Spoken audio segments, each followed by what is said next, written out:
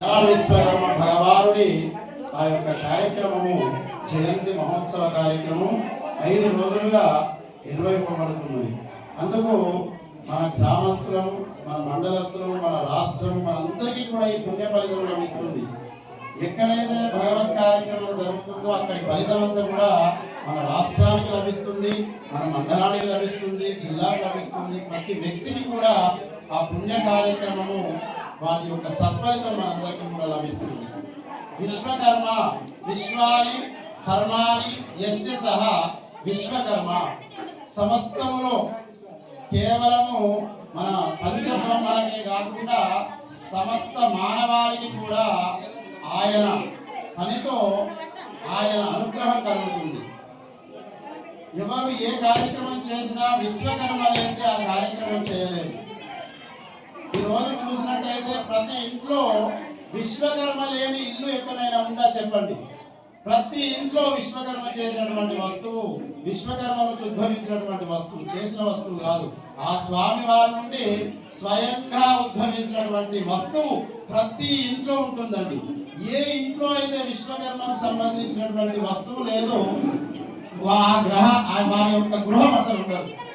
అది మన విశ్వకర్మ యొక్క ప్రభావము, ఆ స్వామి వారి అనుగ్రహం. నభూమి నచనచ్చైవ నతేజో నచవాయవః నచ బ్రహ్మ నచ విష్ణు నచ నక్షత్ర తారక సర్వశూన్య నిరారంభం స్వయంభూ విశ్వకర్మ.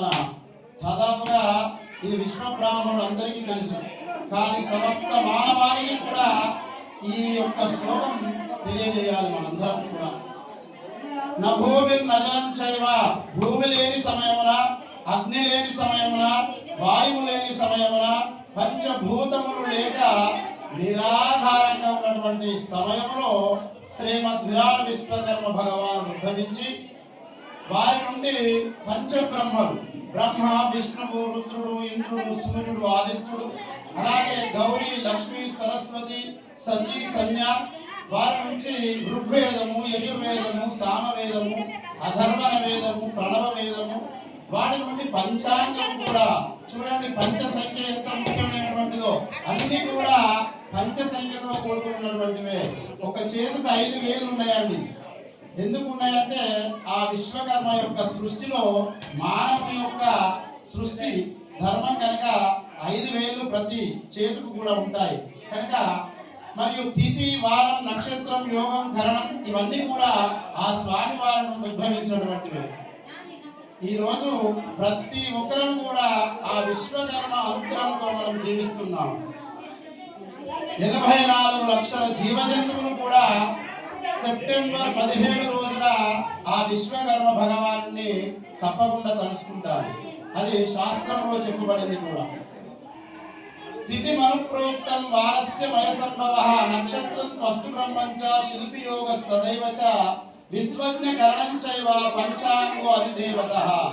తిథికి, వారంకు, నక్షత్రంకు, యోగంకు కూడా ఆ విశ్వకర్మ యొక్క ముఖముల నుండి ఉద్భవించినవి అని చెప్పి ఆ శ్లోకాధారంగా మీకు తెలియజేశాము. పంచబ్రహ్మ కులే జాత పంచవేదార్థ పారక పంచతత్వ ప్రబోధాత్మ ఆచార్యత్వం నమామ్యహం అని చెప్పడం జరిగింది. పంచబ్రహ్మల నుంచి ఉద్భవించినటువంటి ఆ స్వామివారి నుంచి పంచవేదములు ఇవన్నీ కూడా ఉద్భవించి మన లోకానికే ఏకైక భగవంతునిగా పిలువబడుచున్నటువంటి భగవంతుని ఎవరయ్యా అంటే విశ్వకర్మ భగవానుడు. అంటే అయ్యో మా ఇంట్లో కూడా అన్ని దేవతలు ఉంటాయి కదా అని మనం అనుకోవచ్చు, కానీ విశ్వకర్మ భగవాను నుంచి ఉద్భవించినటువంటి వాళ్ళే వాళ్ళు. ఎందుకంటే రుద్రుడు శివుడు, మనం ఎక్కడికి పోయినా శివునికి సంబంధించినటువంటి దేవతలు చాలా ఉంటాయి, విష్ణు భగవానికి సంబంధించినటువంటి దేవతలు చాలా ఉంటాయి అవతారాలు, బ్రహ్మదేవునికి సంబంధించినటువంటి అవతారాలు ఉంటాయి, శిల్పి, అలాగే ఆ యొక్క బ్రహ్మ, ఇంద్రుడు, సూర్యుడు అవన్నీ కూడా ఆ విశ్వకర్మ భగవాన్ నుంచి ఉద్భవించినటువంటివి. కనుక అటువంటి విశ్వకర్మ భగవాను సెప్టెంబర్ 17 రోజున మనం ఎందుకు జయంతోత్సవ కార్యక్రమాలు నిర్వహిస్తామయ్యా అంటే దానికి ఒక కారణం ఉందండి. సెప్టెంబర్ 17 రోజున సూర్య భగవానుడు కన్య రాశిలో ప్రవేశిస్తాడు. అప్పుడు ఆ విశ్వకర్మ భగవాను ఉద్భవించినటువంటి సమయం కూడా సెప్టెంబర్ 17 కన్యా సంక్రమణం.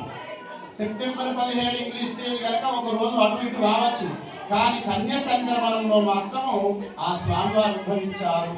అప్పుడే సృష్టి ప్రారంభమైంది అని చెప్పి ఈ సందర్భంలో అందరికీ తెలియజేస్తున్నాము. జయ గురు విశ్వకర్మ భగవాన్.